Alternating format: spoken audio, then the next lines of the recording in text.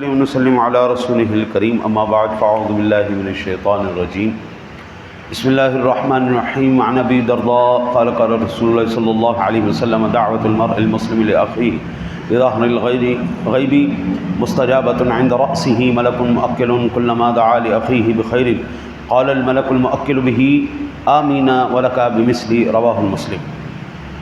حضرت امام مسلم نے حضرت ابو درداء رضی اللہ تعالیٰ عنہ سے روایت نقل کی ہے۔ وہ فرماتے ہیں کہ میرے آقا نبی اکرم صلی اللہ علیہ وسلم کی ذات گرامی نے ارشاد فرمایا، مسلمان کی اپنے مسلمان بھائی کے لیے اس کی پشت دعا ضرور قبول ہوتی ہے، یعنی اس کے پیچھے دعا ضرور قبول ہوتی ہے، اور اس کے سر کے پاس فرشتہ مقرر ہوتا ہے کہ وہ جب اپنے بھائی کے لیے دعا خیر کرتا ہے تو مقرر فرشتہ کہتا ہے آمین اور تجھے بھی اس جیسا ملے۔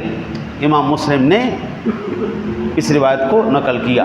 کسی کے سامنے بندہ تو کرتا ہی ہے جناب آپ کی کیا بات ہے، ماشاءاللہ جی ماشاءاللہ، واہ واہ واہ سبحان اللہ۔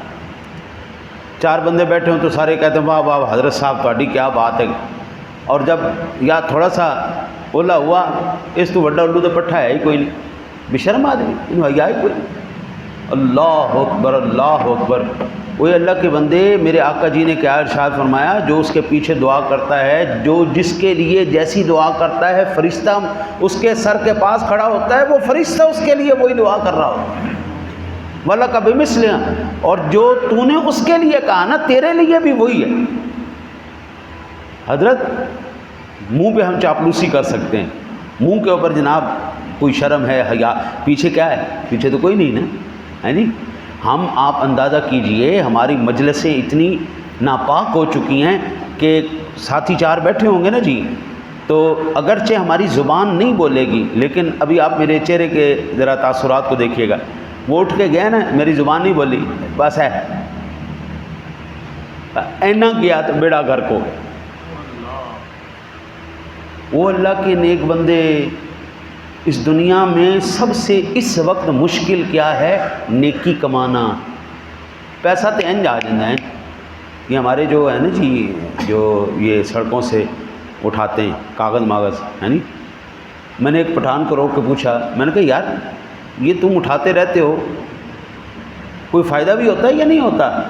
تو کماتے بھی ہو کہ بس ایویں لگے ہوئے ہو؟ اس نے کہا مولوی صاحب کیا بات کرتا ہے، ہم ایک مہینے پر 2.5 سے 3 لاکھ روپیہ کماتا ہے، ہمارا 20-25 ہزار روپیہ ہمارا خرچہ ہوتا ہے، باقی ہم سارا پیچھے بھیجتا ہے۔ وہ یہاں پر بھائی پیسہ کمانے کی بات ہو نا تو یہ جو کاغذ اٹھانے والے ہیں نا یہ بھی بڑے کما رہے ہیں، لیکن بات ہے نیکی کمانے کی۔ پہلے لوگ ہمارے سادہ اتنے پڑھے لکھے نہیں تھے، لیکن اندر ان کے منور تھے، سبحان اللہ سبحان اللہ۔ وہ پیچھے بھی اگر کسی کی تعریف کرنی ہے تو پیچھے بھی کرنی ہے، منہ پہ بھی کرنی ہے۔ ان کے اندر منافقت والا عنصر نہیں تھا، ہمارے اندر یہ چیز بھر کے آ گئی۔ اب مجھے ایمان سے بتائیے، میں ان کو پڑھا لکھا کہوں کہ آج کل کے پڑھے لکھے جاہل کو میں جاہل کہوں؟ وہ ان پڑھ لوگ وہ پڑھے لکھے تھے یا آج کا پڑھا لکھا جاہل؟ آج کا پڑھا لکھا پڑھنے کے بعد بھی اگر اس کو اس بات کی تمیز نہیں نہ آئی قبلہ کہ میں نے اپنی نیکی کو کیسے بچانا ہے، حضرت پھر ایمان سے بتائیے اس کے پڑھائی کا فائدہ ہی کیا ہے؟ وہ لوگ بڑے سیانے لوگ تھے، سبحان اللہ، دنیا کا کچھ علم نہیں پڑا ہوا تھا، سادہ سادہ سا دین جانتے تھے، سادی باتیں جانتے تھے۔ اتنا وہ جانتے تھے کوئی بیمار ہو تو اس کی بیمار کرسی کے لیے جانا ہے، کسی کو ضرورت ہو تو ہم نے جانا ہے، مسجد کا حیا کرنا، شرم کرنا، لحاظ کرنا۔ آج تو بابو وہ سارا کچھ ختم ہو گیا، مسجد کا لحاظ شرم وہ رہی کوئی نہیں۔ سکی بہن بھائیوں کے اندر ایسی دشمنی مل رہی ہوتی ہے کہ اللہ معاف کرے، جیسے نسلوں سے ان کی دشمنیاں چلی آ رہی، سکے بہن بھائی سکے بہن بھائی۔ اب جو ہے نا جی ایک زمانہ ہو گیا، 40 سال پہلے مجھے بڑا اچھی طرح ہوش تھا، بالکل ہوش۔ ہمارے محافل ہوتی تھی، کوئی فوت ہو جاتا تھا نا جی تو قلبیوں نے، اور 40ویں کے اوپر نا جی سارے خاندان والے اکٹھے ہوتے تھے، وہ کوئی بھی برادری تھی، جو فوت ہونے والا شخص ہوتا اس کے گھر کا جو بڑا بیٹا ہوتا اس کے سر پہ پگڑی رکھ دیتے۔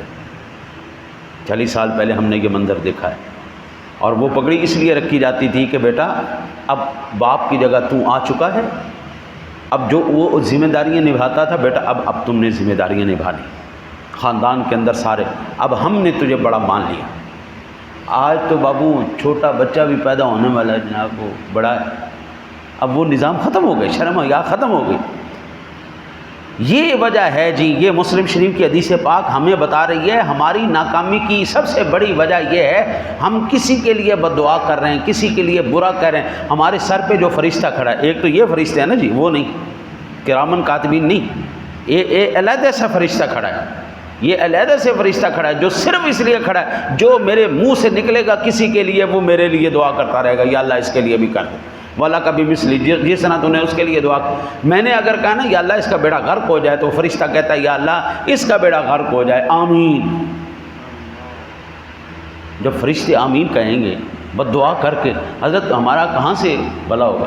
اس لیے میں تو چپ کر کے گزارش یہی کرتا ہوں، یا تو بابو چپ کر کے برداشت کرو اور ہر وقت دعا کرتے رہا کرو، ربنا اغفر لی ولوالدی وللمؤمنین یوم یقوم الحساب، اور یہ پڑھتے رہا کرو، آپ کے لیے فرشتہ آمین آمین کہتا رہے گا کہ اللہ اس کی بھی بخشش کر دے، اس کے ماں باپ کی بھی بخشش کر دے، سارے مومنوں کی بخشش کر دے۔ یا پھر آپ چپ کر کے ٹاٹ بن جائیں، جو آپ کو لتاڑتا ہے جو کہتا ہے برداشت کرتے جاؤ ٹھیک ہے بھائی اللہ سونا خود ہی نبڑ لے گا، یعنی اس کی عدالت میں پیش ہونا ہے، یا پھر آپ جنگلوں کو نکل جاؤ۔ آج تو صرف دو ہی ہیں طریقے بچنے کے، یا چپ کر کے برداشت کرتے جاؤ، نہیں برداشت ہوتا جنگلوں کو نکل جاؤ، وہاں پہ جانور کوئی کسی کو کچھ نہیں کہتے، جانوروں کے اندر بھی جو ہے نا جی وہ احساس ہوتا ہے۔ میں نے کل ایک پرندہ دیکھا جی، میں اللہ اکبر، میں سبحان تیری قدرت کہنے پر مجبور ہو گیا۔ ایک پرندے کو پالا، اس کا بچہ، پرندے کا بچہ، جب اس کا باپ بوڑھا ہو گیا نا جی تو اسے اڑا نہیں جا رہا تھا، وہ بچہ پرندہ اپنے باپ کے لیے دانہ دنکا اور وہ کیڑے مکوڑے لا رہا ہے کھلانے کے لیے۔ میں نے کہا واہ سبحان تیری قدرت، پرندوں کے اندر اتنا شعور ہے کہ بچے اپنے بوڑھے ماں باپ کو لا کے کھلا رہے ہیں۔ میں ان پرندوں کو سیانہ کہوں کہ آج کے پڑھے لکھے بچے جو اپنے ماں باپ کے باغی ہو چکے ہیں ان کو جاہل کہوں، کیا کیا جائے یار؟ دعا کرو اللہ تعالیٰ آپ کو مجھے اس طرح زندگی گزارنے کی توفیق دے جس طرح اللہ اور اس کے رسول نے ہمیں حکم دیا ہے۔